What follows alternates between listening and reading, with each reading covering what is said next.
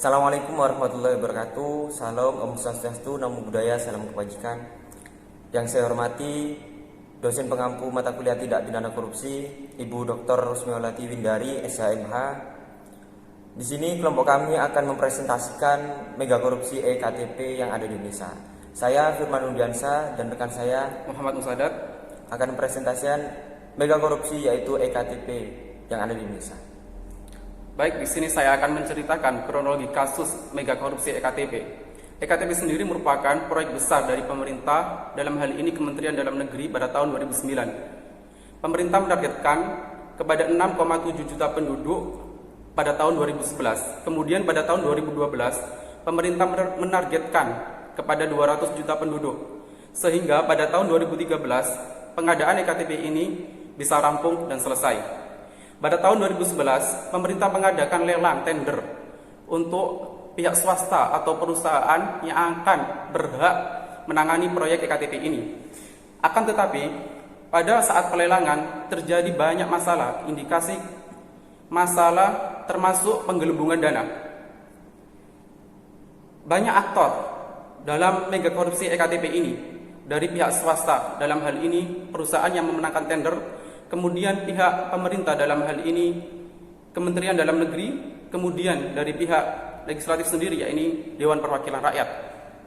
Ada 3 aktor utama terkait mega korupsi EKTP ini, yaitu Irman, kemudian Andi Narogong, kemudian Setia Novanto. Mereka semua bekerja sama dalam mega korupsi EKTP ini. Irman sendiri merupakan pejabat Kementerian Dalam Negeri, Dirjen Kependudukan dan Catatan Sipil. Kemudian Andi Narogong merupakan pihak swasta atau perusahaan yang memenangkan tender.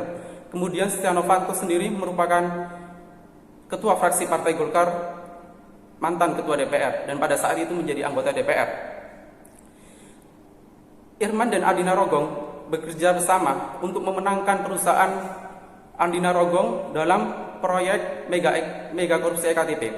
Kemudian mereka berdua bekerja sama untuk meminta bantuan kepada Setia Novanto untuk bisa meloloskan pada saat penganggaran di DPR. Setia Novanto sendiri divonis oleh pengadilan dengan 15 tahun kurungan penjara, kemudian denda 500 juta, subsidi 5 tahun, kemudian uang pengganti sebesar 7,3 US dollar dan dicabut hak politiknya selama 5 tahun. Demikian kronologi kasusnya. Selanjutnya.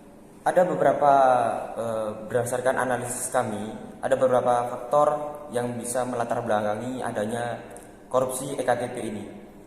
Yang pertama ada dari faktor internal. Faktor internalnya adalah dari seseorang itu sendiri, dari hati seseorang itu sendiri, yang dalam hal ini konteks mega korupsi yang dilakukan oleh Kementerian Dalam Negeri dan DPR RI yang telah disebutkan oleh rekan kami, yaitu Irman, Andi Narogong, dan Setia Novanto. Kurangnya kesadaran pribadi dan perilaku hidup yang konsumtif atau berfoya-foya, sehingga mereka selalu merasa kurang akan kekayaan hartanya, akan kehidupan di duniawi, dan selalu akan merasa kurang untuk kebutuhan-kebutuhan gaya hidup yang mewah seperti itu. Itu merupakan faktor internal daripada adanya korupsi EKTP ini. Kemudian ada faktor eksternal. Yang pertama, faktor eksternalnya adalah adanya kerjasama antara Kemendagri dan anggota DPR RI yang memang itu saling menutupi atau saling melakukan kecurangan dalam hal mega korupsi EKTP, sehingga kecurangan-kecurangan yang mereka lakukan itu berusaha untuk ditutupi dan tidak boleh keluar. Mereka saling berbagi hasil daripada korupsi, mereka saling berbagi kemudahan-kemudahan dalam melakukan korupsi itu, sehingga orang-orang luar tidak bisa mengeksplor adanya korupsi-korupsi seperti itu. Dan hal inilah yang kemudian sulit untuk bisa dijelajah oleh KPK ketika menangani adanya mega korupsi EKTP, karena sama jabatnya saling menutupi. Kemudian faktor eksternal yang kedua adalah kurang baiknya manajemen atau organisasi yang terbukti daripada transparanitas dan akuntabilitas daripada sistem pemerintahan kita. Itu terlihat pada anggaran belanja dan pendapatan negara yang transparansinya masih sangat koruptif lah. Itu dikemukakan oleh salah satu hakim di pengadilan yang memvonis Setia Novanto tersebut. Sehingga hasil daripada laporan pertanggungjawabannya itu sangat mudah untuk dimanipulasi. Inilah yang kemudian menjadi salah satu faktor untuk mendorong Setia Novanto beserta rekan-rekannya untuk melakukan korupsi. Kemudian faktor eksternal yang ketiga, yang terakhir adalah penegakan hukum di Indonesia yang memang itu masih kurang untuk memberikan efek jera terhadap pelaku-pelaku koruptor. Sehingga mereka itu calon-calon orang yang mau melakukan korupsi dan orang yang telah melakukan korupsi itu tidak segan untuk melakukan kembali. Karena kekayaan-kekayaan mereka atau mungkin efek hukuman dari yang diberikan oleh negara belum memberikan efek jera kepada mereka. Sehingga dalam hal ini, analisis kami perlu untuk dilakukan sebuah pembaruan hukum yang progresif yang kemudian nantinya dapat memberikan efek jera kepada para pelaku koruptor yang nanti dapat diterapkan di Indonesia.